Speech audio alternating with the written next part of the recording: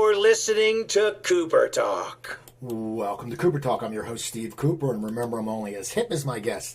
And I got to tell you something, people. I personally don't know my guest today, but we're friends on Facebook, and I see his post, and he just looks like the nicest guy. I mean, like the type of guy that would sit there, if he held a door for you, and you didn't say thank you, he'd let it go. Like me, I'm like, hey, excuse me, you're welcome. I become a total jerk. But he just seems like a great guy. He's a tremendous actor, and he just did a big benefit. I think he does yearly a golf tournament, I believe, for St. Jude. And my guest is Kevin Rahm. How you doing, Kevin? Hey, good. How you doing? Now, do you hear that a lot? Because you just look like a nice guy. It's funny. I try to be a nice guy. I don't always succeed in being a nice guy, but I do have that face. So, tell me about the golf tournament that just happened. I want to hear how you got involved, and I believe it was virtual this year, and you raised a lot of money. So, tell me about that. So obviously, this year had to be virtual. Last year was year one of the Rahm Celebrity Golf Tournament, benefiting St. Jude Children's Research Hospital. I got involved. My buddy Patrick Warburton, who is putty on Seinfeld and does all the commercials, and he has his own shows. Lemony Snicket, he's prolific. We did a pilot together 20 years ago that no one ever saw.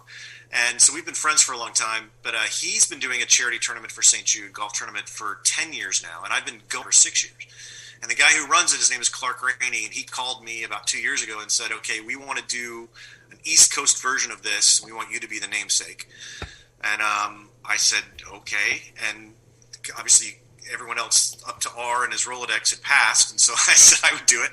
And so last year was year one. The goal was to raise $500,000. That was Clark's goal. My personal goal was that none of my friends got arrested in Florida. And we ended up raising $700,000 year one, and no one was arrested in Florida. So it was a huge success. And then we were really excited to try to get to $1 million this year down there. And we pushed it. Normally it's in May, end of May. Then we pushed it to September, hoping things would be better by then. And obviously they weren't. So the thing about the golf tournament is it's 3 nights of music and two or 3 days of golf. So it's not just golf. It's more of an event. And so we have a songwriter night where Nashville Hall of Fame songwriters who've written #1 hits tell you the story of writing the song, and then they do an acoustic version of it. And then there's the jam session on Friday night, which is we have Rock and Roll Hall of Famers with one of the best bands in the world called Six Wire, and they perform. They each do like 2 or 3 songs each. And then the Saturday night, there's another jam session, and then they let yahoos like me get up there, and my friends, like we did Beastie Boys last year, and then we did another Beastie Boys song at Patrick's tournament this year. And so it's just a party for 3 or 4 days, and either in St. Augustine for my tournament and Palm Springs for Patrick's, and it's all to raise money for St. Jude Children's Research Hospital. So now, how do this year? So your question was this year we did the 2 nights of music online virtually for free, and then just asked for donations, and we ended up raising $511,000 or $12,000. Yeah. Now, how do you find the musicians? Do you do it personally? Do you reach out, or do you have something that works? I mean, you've been in the business for a long time, so I'm sure you have your actor friends, and so that way you can probably just say, "Hey, give me a solid." But how do you work with getting the musicians? I believe Alice Cooper was on this year. Alice Cooper was on this year, so I do not have Alice Cooper's phone number, so I did not. That was not me. That was so the Kerr Rainey group. They do concerts like corporate retreat stuff. So like if your corporation wants Alice Cooper to come play, they hire Six Wire and Alice Cooper, and they come do 10 songs, and they pay them a lot of money. And so they work with all these musicians all the time, and they're the ones who started getting them to come to Patrick's tournament 10 years ago. And so they have a relationship with most of the artists. Now, David Cook and Daughtry have become friends of mine from another charity event that we do together in Kansas City for Rob Riggle called The Big Slick, to raise money for a children's hospital there, Mercy Children's Hospital in Kansas City. And so those guys I know, and so those guys I just called. Those guys I texted or called and said, hey, come do me a solid, come to Florida. This was last year to do the tournament. And then this year I called them and said, hey, can you do me a solid and do this song for me for the virtual night? And they were generous enough with their time to do it. Now, what made you become so much into charity? Because, a lot of people sit there and they say, oh, I'm going to donate. And you know how it is. And then people are full of crap and they don't ever do anything. And you see it, and on social media, they'll be like, oh, yeah, and nothing. What made you become get into it when you did, and what has made you stay with it, and then even to branch out more into doing your own? Well, the branching out, I mean, first of all, doing it just makes me feel better. You know, it's like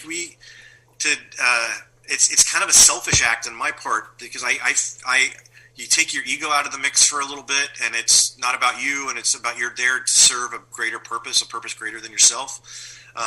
So that just always feels good. Honestly, for most of the stuff I do is fun. I mean, like, I love to play golf. And so anytime I can go play golf at a new place and it helps people, I mean, that's a win-win for everyone. So, like, I play in George Lopez's tournament every year. There's SAG-AFTRA has a charity golf tournament. So part for me was golf related, that I would go get to play in these charity golf tournaments. And then that's how I got, into Patrick's tournament, was through the golf. And then you learn about the hospital, or you learn about the charity, and some of them stick with you. You're always doing good, but some of them stick. They hold on a little tighter. And so St. Jude, it held on a little tighter for me. And there's something about,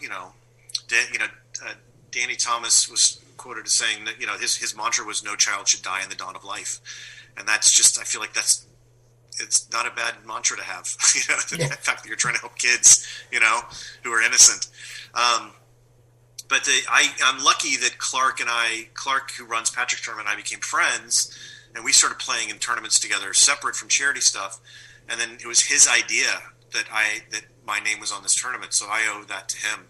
And it was daunting. I was nervous. I was like, I'm not. Patrick's a celebrity. I feel like some people know who I am. You might recognize me from something, but, like, I'm not a name by any means. Like, you don't see my name and go, "Oh, we got to go because that's so and so." And so it's just I'm relying on my more famous friends to show up to be the people playing in the golf tournament, which I'm lucky they have so far. So as an actor, you've worked constantly for a long time. How are you dealing with Corona? I'm getting different things from different actors. Some are saying, "Hey man, we dig the self-tape." Some are saying, "I miss the room." And it's always divided. Like, either people hate the self-tape or they like it. How are you doing it? And do you even audition anymore, or do you pretty much get offers? I do audition still. I very rarely get a straight offer. I have mixed feelings about it. The thing I like about the self-tape is that I can do it on my own time. In other words, it doesn't have to be tomorrow at 4. It just has to be in by tomorrow at 4. So I can, if I can try it, and if I watch it, don't like it, I can do it again before they see it. I'm lucky that my wife, who has nothing to do with this industry, is a really good reader. And, like, my manager is constantly complimenting her reading with me, and I'm like, what? This is about me right now. She already has her thing. She's a doctor. She's fine, but she's a damn good reader, and it's really annoying and also beneficial. I like being in the room, though. I'm better in the room. I like to feed off their energy. I like to feed off. I like to talk to them before and after. I usually have a lot of questions. The thing I don't like about the self-tape is that's one version. I feel like I can give you another version if you tell me what you're looking for, or if you go, "Hey, we like that, but hey, we were thinking more this way." And I'm like, I love that play. I love to try something new in the room. And I feel like that's one of my skills, is being a little, being versatile that way, or I'm not immovable when it comes to my take on the character, or how I'm saying things, or so I miss the room a lot, and I don't know that we're going back to the room anytime soon.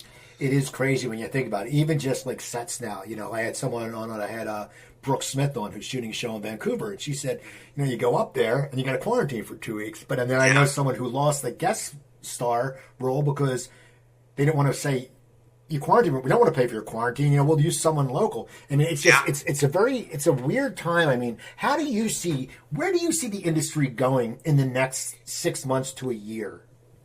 Well, I think you're gonna see anything that's not already established on the air, as far as television is concerned.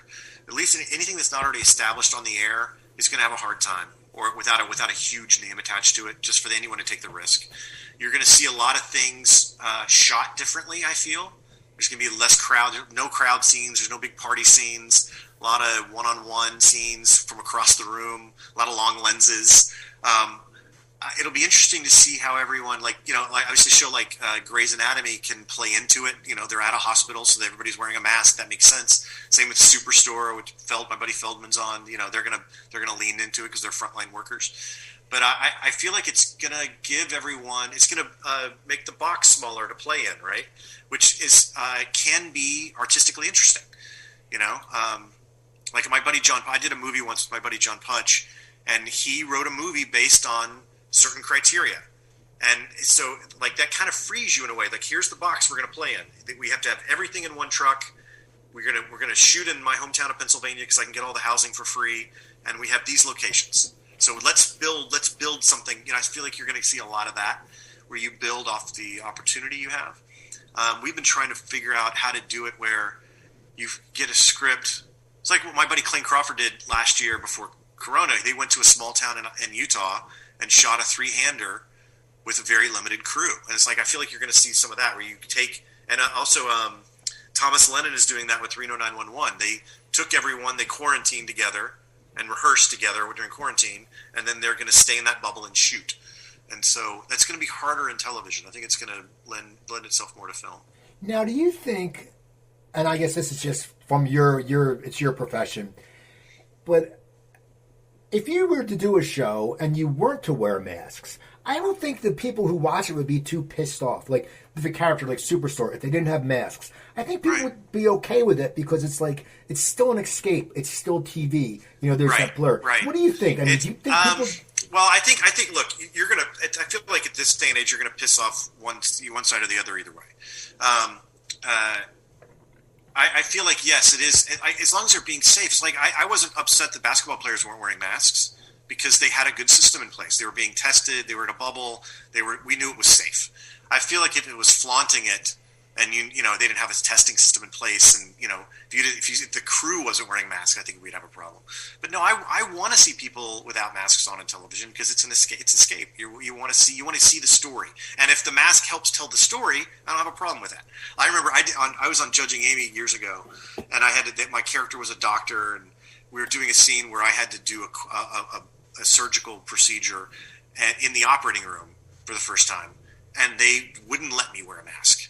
And I was so mad. I was like, we want to see your face. I'm like, do you not watch ER? Like, they do this on television. Did you not watch MASH? They had whole scenes where everyone had a mask on. And that was the 70s. Like, we can get by it. Our microphones are better. So as long as it's part of the story, fine with me.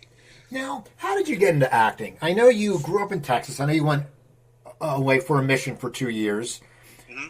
Did you, as a kid, and I believe you were pre-law at Brigham Young. Yeah. As a kid, did you want to act, or is this something you fell into? A little bit of both. I never thought of it as a career choice. Being from Louisiana at the time, no one was an actor. No one went on to become an actor. That was unheard of. So it was never in my mind that I was going to do it professionally. I can't remember his name. I need to find an old yearbook and find this guy's name and thank him. But my freshman year, I went to Louisiana. I started high school in Louisiana, finished in East Texas. And my freshman year in this Catholic high school in Louisiana, they had a big brother, a little brother. So your senior big brother was, help look after you, kind of, or pretty much bought you beer on the weekends. But he pulled me aside and he said, we're the senior play. They did one Shakespeare play a year. They didn't have a theater program. He goes, you're going to audition for the play. And I was like, no, I'm not doing that. I had no interest. And he goes, yeah, you are. And he was much bigger than I was. And so I said, okay, I will, I guess. And I did the play. I was Lucius, servant to Brutus. It was Julius Caesar. And I had like 2 lines on this beautiful stage, the Strand Theater downtown in Shreveport, Louisiana. And I got all this attention from the girls from the all-girls sister school, that were in the play with us, and they would put on my makeup, and I was cute and little and young, and they were like, oh, they're fun, and I was like, this is the most amazing thing in the world. I love all this attention from these girls. So I did that at BYU. I mean, this was at Loyola, and then when I moved to East Texas, my focus at the Catholic school is debate. And that was my intent to go to law school. And then when I moved to East Texas, they had a very small debate program, but a huge theater program. So I got thrown into theater classes. and did it, but didn't take it seriously. I mean, like we went to awards and we went to competitions and won awards and stuff, but like again, not the thought of this is a career. This is just something fun to do in high school. And then when I got to BYU, again, thought law school. I'm going to go to law school, and that spring term, taking honors American Heritage and Political Science 110, getting straight A's, I saw a play at the college. And this woman her name I remember. Her name was Kim Abunawara, and she had a small part in Footloose back in the day, and but she was this amazing actress, and it was a two-hander called Tally's Follies, and they were so good, and it's like the light bulb went off, and I was like, holy cow, that's what I've been trying to do. That's how you do it, and I think I can do that, and I'm going to try. And I thought, and even at the time, I thought, worst case, this is a good, if I'm going to be a trial lawyer, learning, speech and all that stuff is going to be good. And so I took an intro to theater class that summer, and auditioned for a play, and I was on the main stage that fall and never looked back. And then it immediately became my major. That's all I did. I really didn't go to college. I kind of created a grad program for myself in undergrad, took all the theater classes, took a couple of sociology classes, took a couple of philosophy classes, and then kind of ditched all my general education. And then after 4 years, realized I had a whole year left to graduate, and I didn't want to be there anymore. And I was already working professionally. I was getting jobs on TV in Salt Lake. And so I thought, well, I'm going to move to LA and see what happens. So you moved to LA, and you're coming from a small town. I mean, but you're coming from the Midwest. Well, I guess is Louisiana, Texas, the Midwest? What? Oh, you're South. That's South. That's South. Well, you're coming from there, and then you're in Utah. And then you come to LA. Now, I know when I moved to LA, I still remember I was living in San Diego, and I still remember this was, 20-odd years ago. I had this crappy little studio on right behind Sunset and Highland, and it was before Hollywood and Highland was built.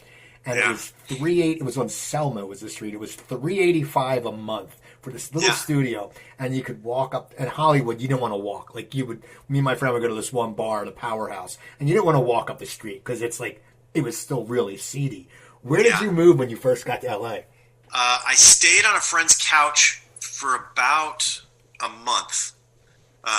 She was a producer on a movie that I had just done out through a friend of mine in college, and so I stayed on her couch, and then I couch surfed for a little bit. I moved the first place I moved into was my own. I rented a room in West Hollywood area, off. Oh God, what was that? It's over near Fairfax. And I can't remember the street it was on. It was by that 7-Eleven. There's a 7-Eleven on Santa Monica Boulevard, and it was right behind that. But it was this woman had a room to rent, and I rented a room in her house, and it was like $200, $300 a month. And it was she had a bunch of pets, and I was allergic to the cats, and I spent as little time in there as possible. And then I couch surfed again a little bit. I finally ended up on Orange Grove, which is over by the Grove, right off Fairfax. And I was in 3 different apartments on the same street in the course of like 3 years, and finally got my own with a buddy. But I was on one guy's couch, and then I had a couple of roommates for a minute, and then I had another roommate later. And I was there until I moved into a friend's guest house who was a writer. After I started working on TV pretty regularly, a friend of mine was like, it's time for you to move, have your own place. And I have the guest house for you to do it. So I moved into his guest house. Now, what was the transition to you starting to work more on TV? Did you get an agent right away? I mean, did it take you a while? Not right away. What was your transition? Because you all of a sudden, you've worked constantly for a long time. But in the beginning, were you just scraping by? That first year was the first. So I moved to LA in June, I believe, of '96, and I quit my waiting tables job December of '99. So it was almost 3 years that I waited tables. The first year and a half, I didn't have an agent at all. You're submitting through stuff on Backstage West, and found a theater company and would do plays and do acting class there. And then I finally got a commercial agent and started getting callbacks and booked a couple of commercials. And then finally I signed with the artist agency. And that was probably 97, 98. So it was about a year and a half that I signed with an agent. But that first year was like it seemed like an impenetrable fortress. Like I didn't know what to do. I had one contact really, and that was the casting director. His name was David Chaough, and he cast "Touched by an Angel in Promised Land" that I had booked while I was a student. And so I reached out to him, and he gave me a list of like, here are the 10 agencies that I think you could get into. And so I printed out this packet of information, and I spent like $30 on color copies of these articles from the newspaper in Salt Lake, and I had won this acting award in college, and stuff from the Kennedy Center, and because we got to perform there. And it's this 20-page packet, and with my resume, and like I sent it to 20 different agents, and 3 of them called me. One of them called. It was the assistant. He was like, "Hey man, I feel bad throwing this away. You spent a lot of time on this. Will you come pick it up?"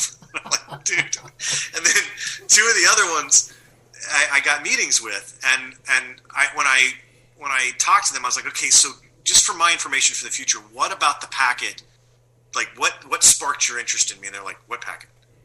I'm like, "The packet." And they're like, "Oh, the thing you sent. We saw David Gialla's name on it. That's why we called you." And I'm like, "Oh man, I wasted $100 at Kinko's on color copies of this stuff."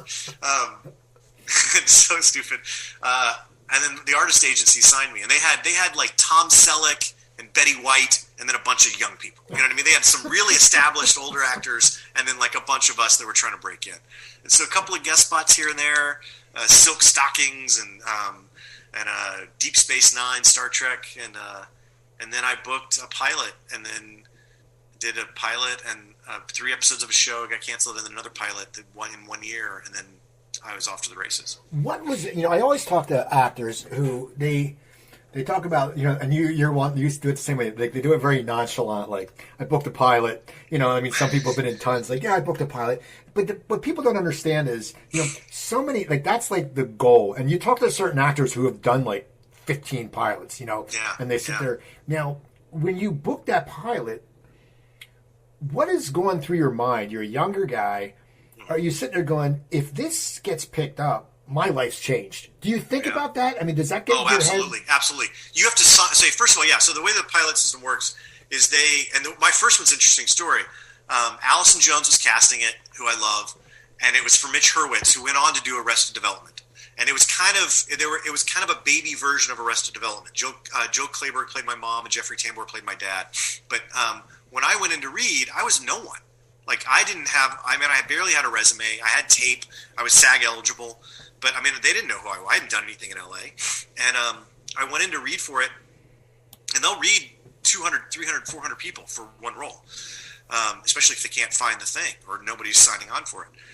So I went in to read for her, and she was like, "That's great." And about 3 weeks later, they called me, "They want you to go back in." And I went back in and read for her. And they're like, "Okay, that's great." And I went in once a month for 6 months for that show. Once a month for 6 months, they'd call me back in, and I would go do it again. And they're like, "That's great. That's amazing. Thank you so much." And I guarantee you, as soon as I walked into the room, like, "That was awesome. Who do we have next?" Because I'm no one. It's the lead of the show. And they finally had me come in and test for it. Now, when you test, they've narrowed it down to like 3 people. And all 3 of you have to sign a contract. And so right before you go into the room with all the executives from the network and the writers of the show and all those people, you sign a document that shows you how much they're going to pay you per episode, which, was more money than my mom was making per year as a nurse, and I was going to make that every week.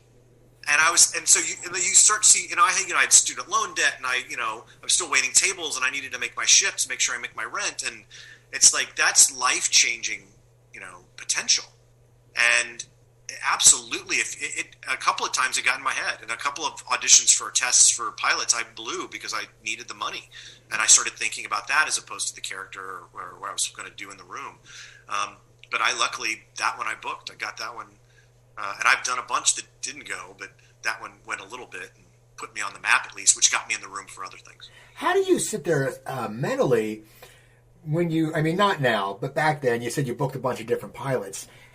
How do you mentally get prepared for the letdown in case it doesn't happen? It took me a long time to create a process for myself that works. What I do now is, my goal is to do my best version in that room. And then I try to create a system in my head where it doesn't matter if I get the job. I'm happy if I did my best work in the room, because I think of it more now as they're making a soup or a stew, and some stews need cardamom, some stews need a little salt, like a hot sauce. Some stews need a little more salt, and these are the spices that I bring to the table. So I'm going to show you what I think I can do with this role, and if that helps your stew, then we're golden. And if not, that's cool. You find the right spice for your stew. But for me, I always plan something that right after the audition and the next day. So like I always plan I either set up a round of golf with my buddies, or I make dinner plans at a nice restaurant, or I plan a date to go see a movie with my wife. But something that I look forward to other than that. That is, whether even just going to have a drink with a friend I haven't seen for a while. I always have something to go do afterwards, so I'm not thinking about it. And then I try to leave it there. I try to leave it in the room. And sometimes I'm better at that than other times. Sometimes I really want the part and I don't get it, and it's bumming. But it always sucks. I mean, it's never fun to not get the job. But sometimes you're like, whatever. Now, Jesse, that was your first. That was the first one that went. Yeah, okay. That lasted. And now, what was that like when you sat there, finally, it's something lasted? You got that call that said, hey, this show's picked up. How do you change? I mean, because all of a sudden, you're going to have some cash in your pocket. Mm-hmm. You know where you're going to work. You don't have to deal with auditions. And I think sometimes people miss that. Like, you get in that grind where all of a sudden it's like, well, wait a second. I don't have to audition. I can just come to work. I have my own trailer. I'm getting paid whatever money. What is that like? How do you get used to that, and how do you get away from missing that grind? I don't miss the grind. I love working. I love to audition in the sense that I love to get a new script and work on it and then go try to do something with it with the people in the room. But the thing for me on Jesse was learning how to manage my time. On a sitcom, especially a multi-camera sitcom, you work very little hours. It's like maybe 30 hours a week that you're working. And if it's become successful, it's less. It's like 20, 25 hours a week. So then it's about staying sane in all of the downtime because you're not grinding anymore. I don't have to get to class to work on this scene for this audition tomorrow. I don't have to go wait tables. I don't have to get my laundry done now because I have 3 shifts, all weekend. Then it's about finding I had my buddy John Putch again gave me 2 really good pieces of advice early on, and they were find a hobby, preferably one that takes you outside, something you can go do. And so I picked golf, and so that's something that takes me outside. I'm getting some exercise. I'm outdoors. I'm in the sun, and it can take 5 hours. So that's something that can eat time. The other thing was keep your overhead low. And so I did buy a new car for when I got Jesse, because I still had my '88 Honda Accord, and it had the one light that went up and the other one that didn't, and the one window that wouldn't go down. So I bought a Volkswagen Passat that I loved, that I had for years. But other than that, I kept it tight. Like I still lived in my buddy's guest house, and I maybe bought a pair of shoes here and there, but like I didn't go crazy. I paid off student loans. That was the first thing I did. I paid off my debt. But for me, it was finding what to do with all the free time without going crazy. Well, so after you leave Jesse, you end up on Judging Amy. Yes. Okay, now, which you're going... By the way, so you just did what I did, though. You did what I did about I Booked a Pilot. That was a long span in between for me. It's like, in retrospect, I went from Jesse to Judging Amy. But there was like a year and a half where I didn't really work a lot. Like, I luckily booked 2 commercials, and one of them ran for a year. And so I kind of lived off that money for a year. But there was a lot of downtime where I started thinking, what am I going to do? Am I ever going to work again? Should I go back to school? I started doing therapy, and my buddy was in therapy, and so we would psychoanalyze each other. And then we thought, well, maybe we should do this. Maybe we should go back to school and become a therapist. And then I realized, I enjoy doing it with you, but if it's someone I don't know that I don't like, there's no way I could do this. I don't care how much you're paying me. There was a lot of what am I going to do with my life? I did a lot of plays in the downtime. But then, I did book Judging Amy. What was the commercial for that ran for a while? It was a Volkswagen commercial, ironically. It was a Jetta commercial that was a Super Bowl ad that year. That was kind of like The Graduate, where you see the girl getting ready, and then you see me in the Volkswagen trying to looks like I'm trying to get to the wedding on time, and then you see me pull up. I'm stuck behind a train, stuck behind a car, passing a trailer. Her dad looking at his watch, blah blah blah, and then you get to me pulling up to the church, running in, and you realize I'm breaking up the wedding. Like she's up there with another guy, and I'm there. Like, hey, so that was the Volkswagen. So it's called Big Day, I think was the name of they had, but it ran for like a year and a half. And so, like, every 12 weeks, I would get a nice little check in the mail that would pay my rent and make sure my phone was stayed on. Now, Judging Amy, you're going from a sitcom to a drama. You're a trained actor, I know that, but it has to be weird because the shows are longer. You're not in front of an audience. You're more hours on set. Yeah. What? How did you get used to that? And was it something that you were very excited for? Not because of getting work, of course you're going to be excited, but because you get a chance, and Amy Brenneman's a great actor, so it was like, and Time Daily for that matter. So for what was it like when you went on set? Were you intimidated at all, or were you like, I'm ready to go? I was not intimidated on that set, and I was intimidated by Time, just because she is such a presence in real life. She's such a presence. So I didn't see I love comedy and would love to do another sitcom. But the funny thing about LA is they only see you as the last thing you did. So like the joke was after Jesse, when I would go read for dramas, they're like, but can he do drama? And then after Judging Amy, I would go read for sitcoms, but can he do a sitcom? So it's like whatever. Just give me a chance in the room. I was lucky. They really took care of me. First of all, The Secret is Barbara Hall, who created that show and then created Madam Secretary. She's secretly a comedy writer. Like, even though she's writing dramas and there's intense stuff that happens, like, she loves comedy and writes comedy in her scripts. And so one of the reasons I got that job is because I got her comedy. And, like, I could do it without being sitcom-ish. But my first day on that set was almost like doing a one-act play. It was a 9-page scene with just Tyne Daly and I in a hotel room. And so we shot it, like we rehearsed it like a play in the morning. Like the director, Renee, and I always mispronounce his last name. He was on Star Trek. Renee, it starts with an A. But you just, I know you're. I'm so sorry. I'm mispronounced. I'll destroy his name. It's Aubergeon. I can't figure out how to say it. He was a great actor. He was an amazing director as well. But he really took care of me that first day, where Tyne and I showed up. And for the first 2 hours, it was just Tyne and him and I in the room. And we rehearsed it like a play. We used the space, we'd move around, and then we sectioned it off depending on where we would be in the room, and we shot it then like a TV show. So she gave me a lot of confidence that day that I belonged there. And so obviously I was crazy nervous to go have this 9-page all-day scene with Tyne Daly. But by the end of the day, I felt like, I deserve to be here. I belong here. And then it was about managing time, because your schedule is very different on a drama, where on Monday you could be there at 5 a.m, and on Friday they could call you in at 5 p.m. to start, depending on their schedule, depending on if you're shooting outside or nighttime, daytime, and all that stuff. Now, when Chasing Amy was done, once again, it's like you're a free agent. I mean, you sit there. Yeah. Every job's the last, man. That's how you feel. Was it easier for you because you'd already gone through it and you've gone through that time, or was it the same thing? You're like, oh crap, what am I going to do now? I'm like, should I be a therapist? Should I go back to school? I mean, when you've been through 2 and some pilots, it shows that people like you. It shows you're talented. Yeah. I mean, that's just a given. It's not like you're some schmuck that just got a break.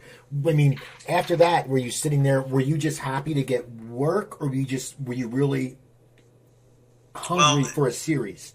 The good and bad side of 3 years on a show is you have a little money in the bank, right? So you're a little more relaxed, right? So I remember I left Judging Amy, and I got an audition for a show on a network I'd never heard of before, and it was a great script. And I went in and I met the producers, and they liked me, and they wanted me to test for it. And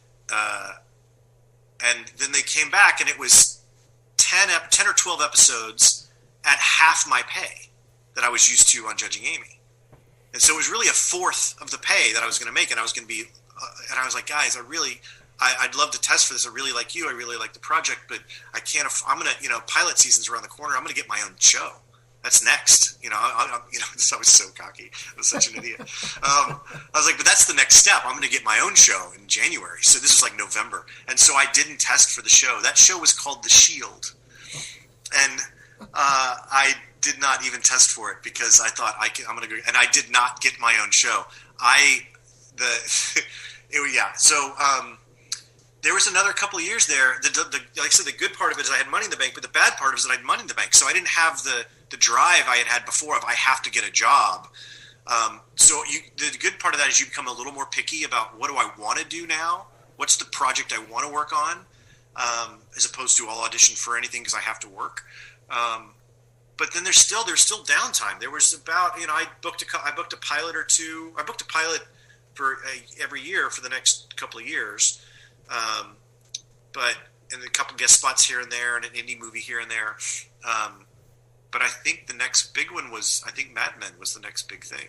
What were you looking for at that point? What kind of roles did you want? Like you had the money, so you could look. But what did you want? Well, in retrospect, what I wanted to be the lead, and I wanted to be a star. That got in my way at the time. Had I have been smarter, I would have looked for an ensemble show or something that. But I wanted a sitcom or I wanted a drama where I was the guy. That's what I thought I was ready for, but I wanted it for the wrong reasons. I wanted it because I wanted to be more famous, and I wanted to then go do movies, and I wanted to win awards, and so, and I was not going to get that job. I wasn't going to get that job unless it was perfect for me, and I didn't write anything. Nobody wrote that thing for me, so my perception was skewed, and not in a good way. I feel, in the sense that I was looking for the wrong things. At this point, what I'm looking for is a really good script with a really interesting character with people that I respect and like, and almost more importantly, the latter, and or people with a strong work ethic who care. Like I don't have to like you as long as we can get along enough to work, and that we respect each other, and that we're on the same page of what we're doing. I'm fine with that too, because at this point I want to do the job and then I want to go home to my family. Because I have to travel for work, so I don't want to spend all my time with people that, pardon my French, are assholes. Like, that's my only rules. Like, don't be an asshole. Like, show up on time, know your lines, don't be an asshole. So that's what I'm looking for at this point, is people that I want to work with. Well, as you've gone through your career, though, people get recognized, and were you starting to get recognized more when you were in Desperate Housewives? Because that was one of those that was a group. I mean, it's like you think there's certain shows that are sort of like soap operas too. Like people know it. Like Desperate Housewives had like an insane following. How did your life change when that came on? Did people sit there and know you, or what happened? Well, it's funny because like when I was on Judging Amy, my joke was, if you don't know me, your aunt loves me, or your grandmother, like your mom. Like that was the mom show, right? It was the mom network. It was the mom show at the time. And so I would, depending on where we were, by the way, anywhere out of LA, I got recognized for Judging Amy. In LA, no one watched Judging Amy. The people in the industry knew what it was. They knew Tyne was really talented. They knew Amy's really talented. It was respected, but it wasn't like a water cooler show. Housewives changed because a lot of people watched that show. And when I went out of town, people really watched that show. And the best was I did a golf trip to Ireland right after Housewives finished. We went to Ireland to play golf with like some buddies of mine, and they were a year behind, so it was the final season was on air, and it was like 1940 in America where they had two channels, and everyone on Saturday night watches Desperate Housewives. So you would have thought I was Bono. I was a rock star in Ireland that year, and my really good buddy who I had lived with, who was a roommate, the night before I got there, I ended up dancing with the bride at her wedding. The night before he got there, I ended up dancing with the bride at her wedding. Because it was at the hotel I was staying at, and they came out and begged me to come in. I was like, okay. And then they had to like Kennedy me through the kitchen to get me out of there because we got swarmed, and like people were stopping in the middle of the street to get out to take pictures. And my new friends are telling my old friend this, and he's like, what? No one cares about Kevin Rahm. I've known this guy for 10 years. I knew him when he was waiting tables. No one's taking a picture with this guy. And the first free meal we got, I was like, yeah, that's right. Take that free meal, Britt. It was nice for that week, but that would be daunting to live with full time. And it's funny at this point, anyone who's under 25, I guarantee you they're going to recognize me from Friends because they're all binge watching that. And if it's at the Mac store, it's going to be Mad Men. If it's just so it depends on where I am of who. But even at this point, I always get people looking across the room like, I know that guy. How do I know that guy? Did he go to high school with me? Is he from here? Have we worked together? So I get more of that at this point. Now, Mad Men. Well, first of all, what was I Hate My Teenage Daughter? That was a sitcom, right? Yeah, it was a sitcom. So now, what was that like for you to go back to a sitcom? So much fun. Will Calhoun was one of the Sherry Bills and Graham and Ellie Creamer created it, but Will Calhoun was one of their executive producers, and he and I had worked together on Jesse. So he was like going back to an old friend, you haven't seen in a while, hanging out with him. And he's from Louisiana. We're both LSU fans, so that was nice. The cast was amazing. It was so much fun. I love a sitcom. I would love to do that next. It's just fun. It's light. It's fun. It's you take it seriously, but you have fun and try to laugh. We're always trying to make each other laugh. I really enjoyed it. They were very kind to me because I had already done a couple of episodes of Mad Men when I booked that, but I was a guest, and they were very generous to let me go do a couple of episodes while I was under contract with them.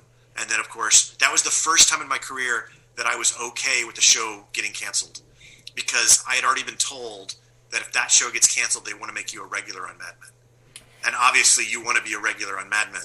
As much as I love a sitcom, I wanted to be a regular on Mad Men, even though the sitcom paid better. What was your process in getting Mad Men? Was it a lot? Was it? Because it's a great show, and and it's funny is people, and it's one of those things that now, due to the COVID, people are really binge watching if they never watched Mad Men. I remember someone said, "Oh, I just started watching Breaking Bad." A good friend, I'm like, "Dude," I said, "Oh, I forgot you grew up here." What, you didn't watch Breaking Bad.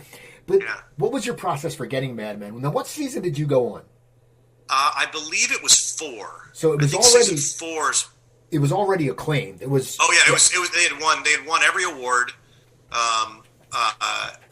It was a huge hit. It was the show. Now the irony of Mad Men is everyone in LA watched it, but it was not a lot of people outside of it was a small number of people compared to a network show that watched it. They're getting like less than 1 million people viewing every weekend, but it was so in the zeitgeist. So it was literally my agent called me and said, "Hey, we have an audition for you for Mad Men.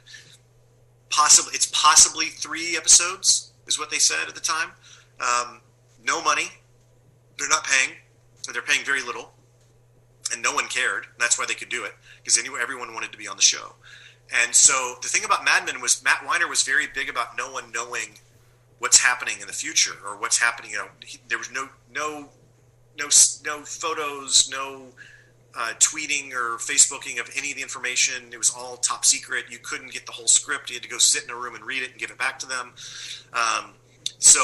What they did in the auditions is they changed the names of the characters and the sides.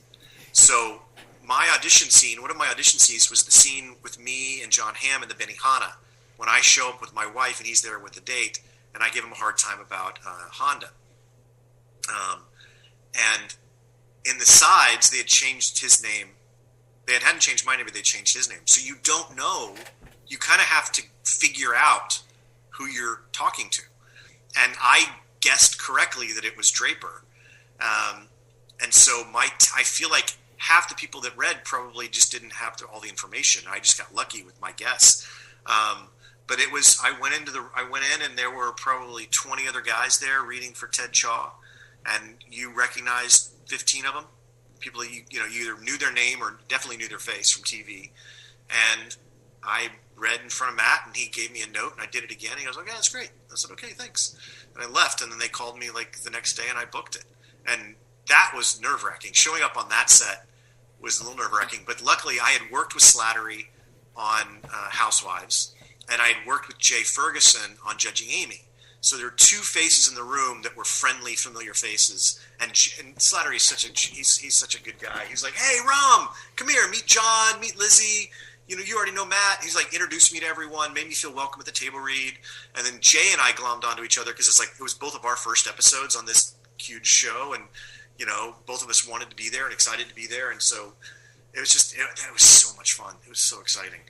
Now, when did you find out? Well, if your show was canceled, you would become a regular. But when did you know? Because you said it may have been 3 episodes, but then it ended up being more. When did you know that they had an inkling to develop your character more? And was it something, because as you said, it's a very private show, so you probably don't know really which direction it's going. But when did you know that you were going to sit there and be someone who's like, okay, Ted, you're a regular?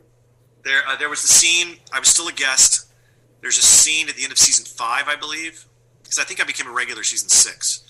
At the end of season 5, there's a scene with Elizabeth Moss and she's now come to work for. Once I try to get her to work for me, and she says yes, I have a good idea. Like, okay, she's one of the leads, so they need me to show up periodically, right? If I'm her boss, that's good news. That's good news for me. But then there was a scene where it was toward the end of the season.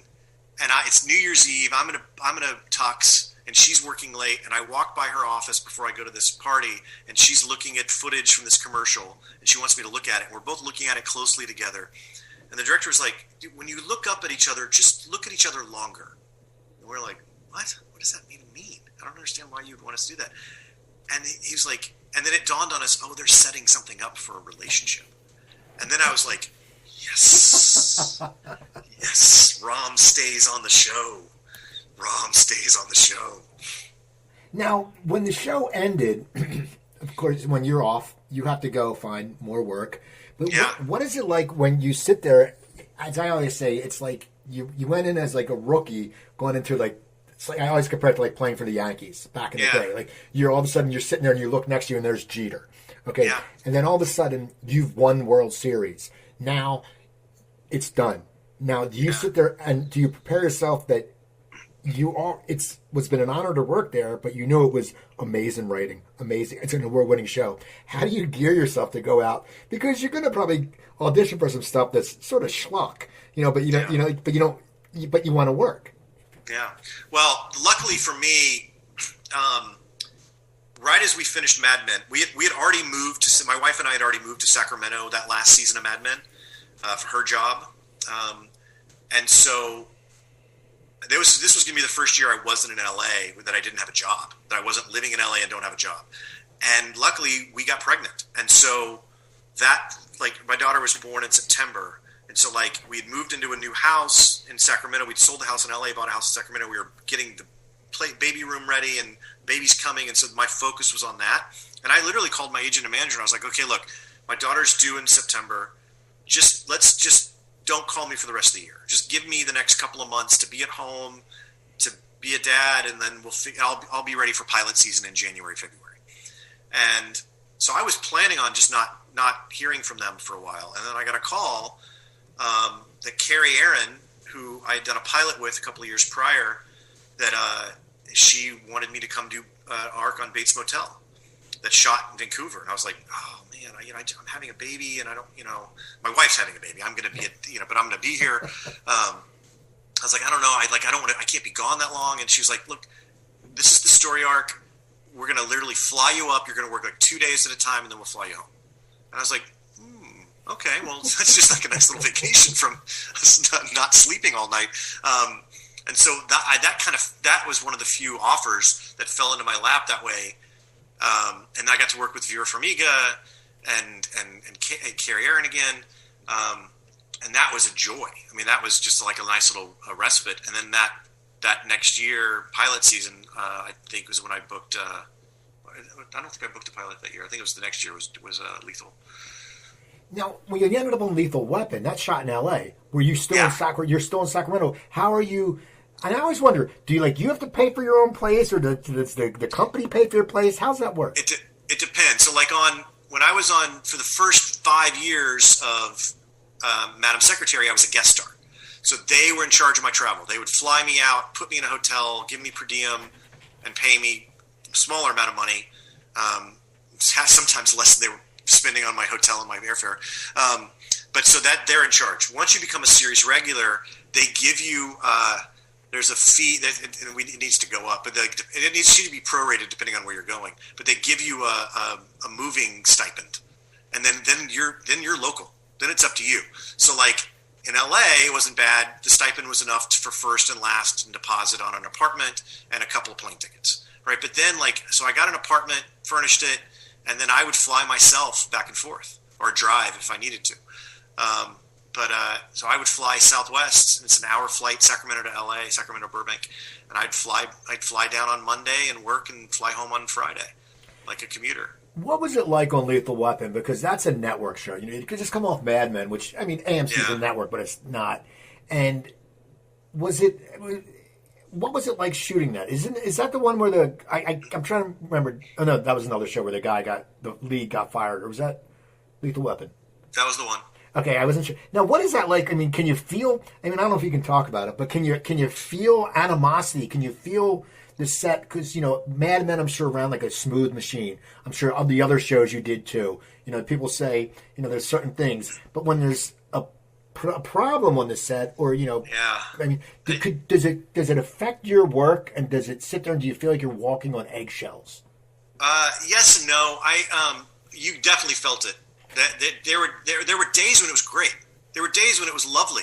Like shooting the pilot was fun. Like we were all getting along. The first 3 or 4 episodes was great. It wasn't until it was like episode 4 or 5 of season 1 is when it turned. And I'm still not sure exactly what happened and why it turned that way. But I know those guys didn't get along at all. Clayne had just come off an AMC show. And so he was used to working in that format. I had just come off an AMC show. I'm used to working that way. But I can work I feel like I can work in any environment. I prefer the environment where it's structured and this is we're all on the same page and this is what we're doing. But it was a definite mind shift. It was also you can't take the time on that show that they took on Mad Men because you have to take the time on the stunts, right? Because the show is the car chases and the stunts, and so that's where your time is eaten up. You can't take the time to nuance the scene the way we would on Mad Men. You know what I mean? Because you're losing the light, and we have the car chase before sundown. You know what I mean? So if the scene in the morning, let's go. It was very different. It was very interesting. I don't know what it was tough. It was tough. There were days when it was tough. There were days when it was like, oh, come on, man, let's just do the work. I want to get the last flight. I want to go home. But I got to then while I was doing that, they were really generous about letting me go recur on Madam Secretary at the same time. So I got my creative juices more on that. I mean, the reality on Lethal, I was exposition machine. I was, my job was to say, look out for this bad guy this week, and they're at this location this week, and where's Murtaugh? Where's Riggs? Why are they? Oh no, Murtaugh. That was my job. I would lay pipe, and then I got to go do the more creative stuff. They would write that stuff for me for Madam. Because the joke in Hollywood is you do one for the meal and one for the reel. Right. Now, what was it like on Madam? Because once again, that's where it had a great cast, and you always sit there when you can see like the certain guest stars. You can tell that when they get a certain guest star, you don't see that guest star in another show. I mean, just like you probably as an actor, you're probably like in this part of your career, well, I don't really want to take a guest star on this kind of show, but I'll take a regular because, as you said, it's meal or the reel. But once again, that seemed like it was a very high quality of work, and you had already worked with a woman, you said. Yeah, Barbara Hall I had worked with before. What was it like going onto that set? Was it just like an awakening, just like, this is why I do it? Like back to like... Yeah, absolutely. That's a great way to put it. Everyone on that, everyone from Stoltz, who was the directing producer, to Barbara Hall, the writer, to Tay Leone, they're pros, man. Tay Leone is one of my favorites. That woman is amazing. Great story about Taya. She wants the show to be the best it can be, and her personal ego is not involved in that. Like, obviously, so her ego is not attached to her character. That's the way I'll put it. There's a scene. There was one of the first scenes. I think it might have been my first episode. We're in the room. We're in her office. She's Secretary of State, and she turns to Eric Stoltz, who's directing the episode, and she said to Stoltz, "We're about to rehearse the scene, and the scene is me scaring her staff that I may fire one of them." Right? So I need status, and you can't take status. You have to be given status, right? So Taya says to Eric, has anyone else besides me ever sat in my chair, my big leather chair behind my desk? And he goes, no. He goes, I want him sitting in my chair. They're talking to me, talking about it like I'm not there. They're like, she goes, I want this one sitting in the chair when they come in to give him that status. And I was like, okay, first of all, that's just a genius way to tell the story. And that it immediately gives me status on the show. But also, it's just so giving as an actor to want to give my character status. Because there are a lot of actors I've known that I've worked with that would not let anyone sit in their chair. Hold on, Miss Steve. Bless you. Excuse me. Okay. Whew. Okay, here we go. But just, it was so giving as an actor and smart as a producer, because you're telling the story better. And that's who Teo was, And then it cut to the point that last year when I became a regular, we'd go into the room and I had all this dialogue. Every time I was a guest too, they would write me these, I'd come in and just lots of words. And she would try to give me more. She's like, I don't want to say this. I think you should say this. I think it makes more sense. I'm like, no, I have enough lines. You say it, Taya. They're paying you the big money. Like, you say the words. Here, you take some of mine. You say them. She's amazing. I love that woman. How do you remember everything? Like when you say like no scripts, where you get a lot of lines. How do you? Is it you just go over and over and over, or how does that happen? Yeah, the better written it is, the easier it is for me to memorize. If there's a logical through line argument, if it's well crafted, those are easier. For me, the hardest thing is names. I'm terrible in real life with names anyway. So Lethal was difficult because every week it was a new bad guy and a new place they went, and every scene was like, oh, did you go to Tommy's shack with the Billy, the bad guy? And I'm like, oh, it's not Billy, it's Tom. So I have it. There's an app that I use called a Rehearsal Pro. That is an app on my phone that I email the script to my rehearsal thing, and it shows up in there. I highlight it, and then you can record it. So I say it slowly, my lines and the other people's lines, and then I put earphones in and I walk. And I just walk and listen to the scene over and over and over and over and over and over. Because it's like the same way you learn lyrics to a song. If you hear the song enough, you learn the lyrics. They just kind of stick in your head.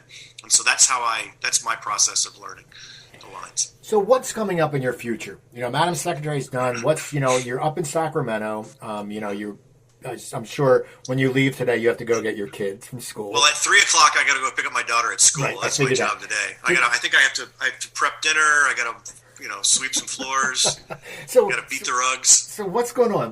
Do you have anything in the can, or do you have anything in the works? So right before the pandemic, I shot a pilot for HBO Max.